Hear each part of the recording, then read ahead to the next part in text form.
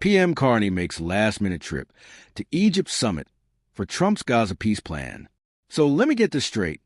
You're chilling on a Sunday afternoon, maybe doing some meal prep, contemplating whether you really need to do laundry today, when suddenly your boss texts you, "Pack your bags. We're going to Egypt in 3 hours." That's literally what happened to Prime Minister Mark Carney this weekend. Welcome to Canada Bulletin, where Canadian politics moves faster than your DoorDash driver when they realize there's no tip. I'm your host here at Canada Bulletin, and today we're diving into the geopolitical equivalent of surprise road trip. Except instead of road snacks and AUX court arguments, we're talking about Middle East peace summits, Trump diplomacy. Yes, you heard that right. And why our PM got about as much notice as you do when your friend says, "I'm outside," before you've even put pants on. Hit that subscribe button, because if you're not following Canada Bulletin, you're missing out on the wildest political drama north of the 49th parallel. Here's what went down. Sunday afternoon, Mark Carney, Canada's Prime Minister, professional economist, and apparently now a world-traveling speedrunner, got the call to head to Egypt. Not next week. Not tomorrow. Sunday afternoon, for a flight leaving in 3 hours. The destination? Sharm el-Sheikh, a resort city on the Red Sea that's usually known for scuba diving and beach resorts. But this weekend is hosting something slightly more intense. A peace summit with over 20 world leaders trying to figure out if Trump's Gaza ceasefire can actually stick. And here's the kicker. The Canadian media found out about this trip the way you find out your ex is engaged, through a casual itinerary update, dropped like it was no big deal. Oh, by the way, the PM is heading to one of the most significant diplomatic events in recent Middle Eastern history. Thought you should know. TTYL. But hold up.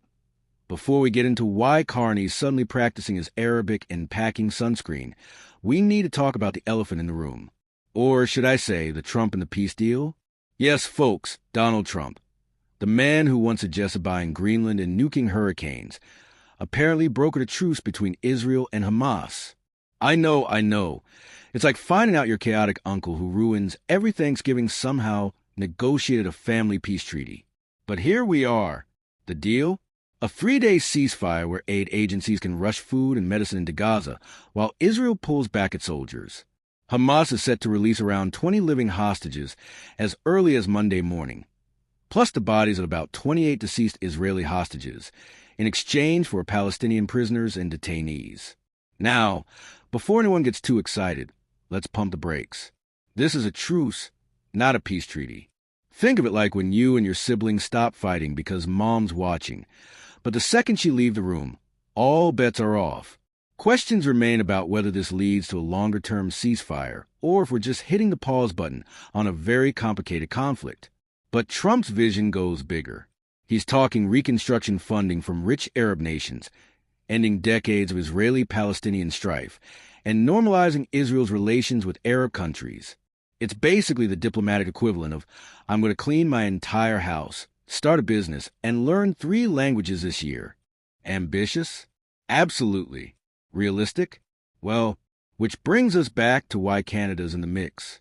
Because when the world's putting together a guest list for Middle East peace talks, you better believe Canada's getting an invite. But what's our angle here? Mark Carney is joining Egyptian President Abdel Fattah el-Sisi, who's co-chairing this peace summit spectacular. The guest list reads like a United Nations group chat. Leaders from across the Middle East, plus the heavy hitters from France, Germany, and the UK. Canada's traditionally played the role of reasonable friend at the party, not starting fights. Try to keep everyone calm, occasionally offering helpful suggestions that get ignored until 3 years later when someone else says the exact same thing and gets credit for it. Classic middle power energy. But here's what makes this fascinating. Carney's administration is clearly signaling that Canada want a seat at the table when major global decisions are being made. This isn't just about showing up for photo op, though let's be honest, those photos are definitely happening.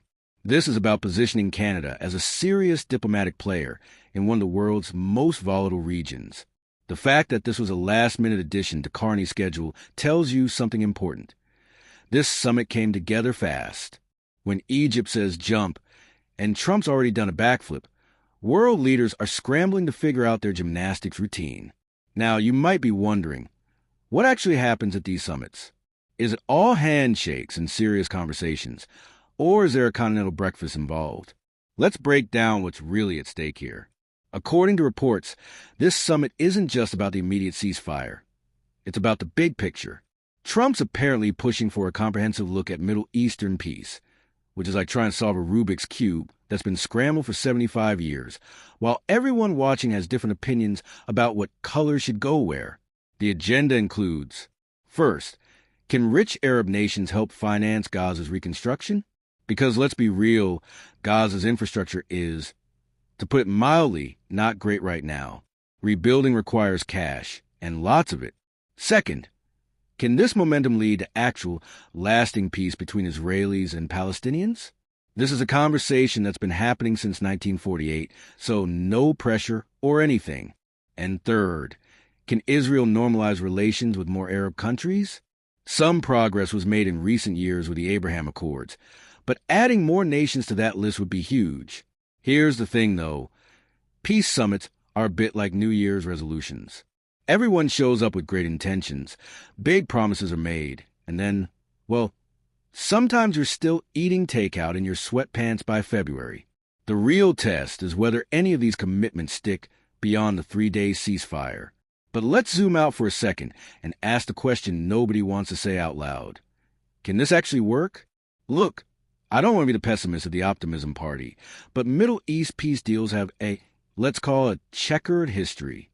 We've seen Oslo Accords, Camp David summits, countless UN resolutions. And yet here we are, still talking about ceasefires instead of celebrations. The challenges are massive. You got decades of trauma, competing territorial claims, religious significance that's literally immeasurable, regional powers with their own interests, and political leaders on all sides who face domestic pressure that makes compromise feel impossible. A 3-day truce is meaningful. Don't get me wrong, but it's the diplomatic equivalent of agreeing to have one civil dinner together. The real question is, can you build a relationship that lasts beyond dessert? And Trump's involvement adds another layer of unpredictability.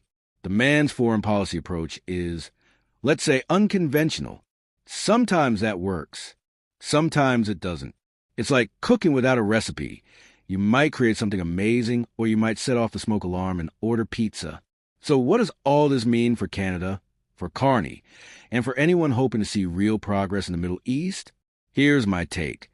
The fact that this summit is happening at all is significant. When you get 20-plus world leaders in a room to talk about one of the planet's most intractable conflicts,